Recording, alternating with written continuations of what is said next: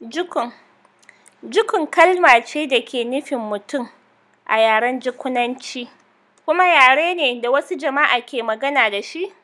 Dukkan wanda ya gaji wannan yare ya zama Bajukune, jama'unsu kuma Jukunawa.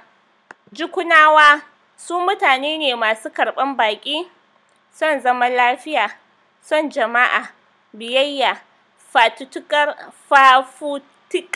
ƙwatar ƴanci, sannan kuma a lokaci guda jarumai a fagen yaƙi. Suna yaƙi da duk nau'o'in duniya da zalunci. Sun kafa daular ƙwararrafa tare da haɗin gwiwar wasu ƙabilu da suka haɗa da Igala, Ibra, Nupe da sauransu.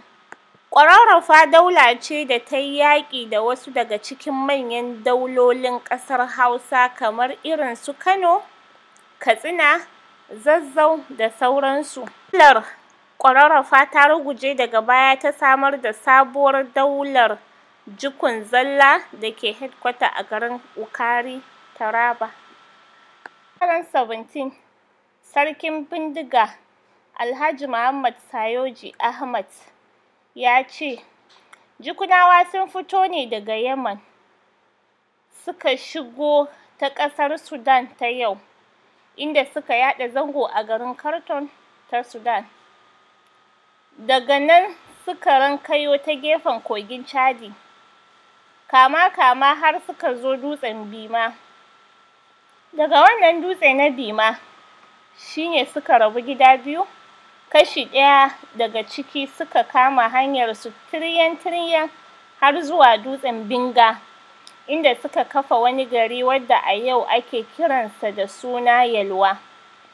Nan suka zauna a kan wannan dutse har zuwa lokacin da Sarkin Gombe Umaru Ƙwairanga ya ci su da yaƙi, abin da ya haifar da tarwatsewarsu zuwa wasu sassa na wannan yanki har zuwa kusa da kogin Benue a wani yanki da ake kira Fi, wanda daga baya ya zama headquarter daular ƙwararrafa kenan. Dr. Dawuda da Macleva sun rawaito cewa Jukunawa daga Yemen suka zo. Dr. Dawuda ya ƙara da cewa Jukunawa asalinsu Yahudawa ne saboda zuwan Yahudawa Najeriya har garin Wukari don gudanar da binciken kan ɓaraguzan kayan yaƙi da suke da alaƙa da su. Sannan kuma ya jaddada cewa su Jukunawa suna da wani salon rubutu da yake kama da Hibiranci, wato yaren Yahudawa kenan. Amma Okunna, Emman, Gausa da Solomon sun haɗu a kan cewa asalin Jukunawa daga ƙasar Misra, wato Egypt, suke. Ra'ayin Britannica da suka ambata cewa ƙwararrafa wata daula ce mai ƙarfi daga Sudan. Wannan ra'ayi na Britannica ya samu ƙarin haske daga Okunna, Emman, Gausa da Solomon cewa sun taso ne daga Gabas ta Tsakiya zuwa Sudan ɗin.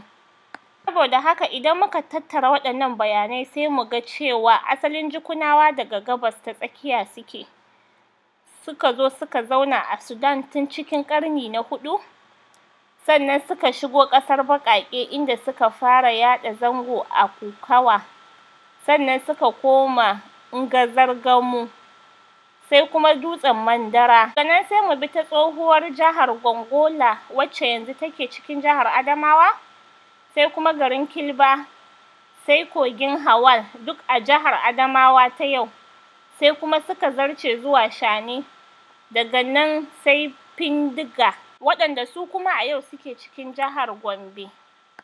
Daga nan sai Gwana, ita kuma a jihar Bauchi, inda daga ƙarshe suka yaɗa zangonsu na ƙarshe a garin Wukari, wacce ta zama babban garinsu har zuwa yau ɗin nan.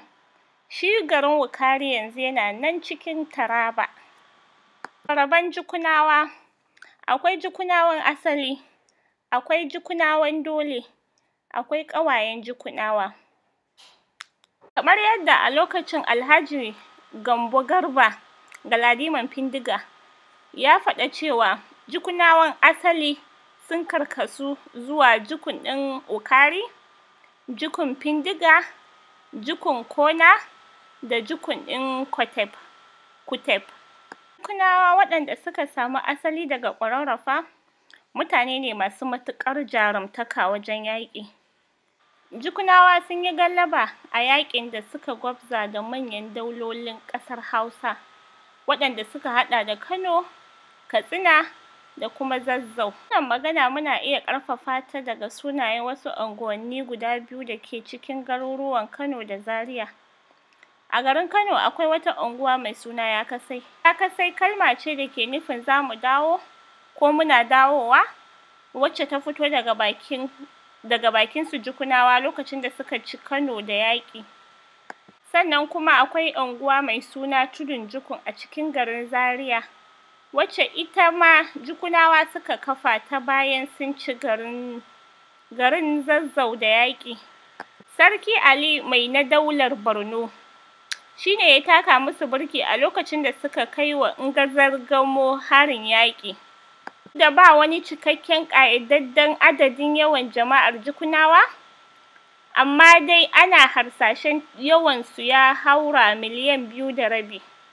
Jukunawa suna zaune cikin garuruwa da dama a jihohin Taraba, Benue, Nasarawa, Kano, Kaduna, Katsina, Filato, Adamawa, Gombe da sauran garuruwa. Daga cikin manyan al'adun Jukunawa akwai al'ada mai suna Ukenho, wacce ake gudanar da ita a ƙarshen shekara. Sannan kuma akwai Ungu da sauran al'adunsu kala-kala.